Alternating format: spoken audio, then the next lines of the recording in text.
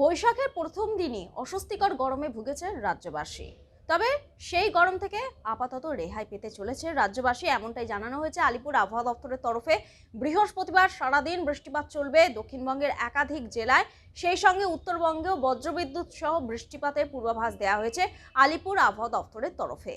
যেমনটা জানা যাচ্ছে, উত্তর পশ্চিম বিহার থেকে মণিপুর পর্যন্ত একটি অক্ষরেখা বিস্তৃত রয়েছে, যার ফলে প্রচুর পরিমাণ জলীয় বাষ্প বাতাসে ঢুকছে। আর এর জেরেই এই লাগাতার বৃষ্টিপাত হবে এমনটাই জানা যাচ্ছে। যে অস্বস্তিকর গরমে ভুগছে গোটা রাজ্যবাসী, তার থেকে সাময়িক স্বস্তি পেতে চলেছে।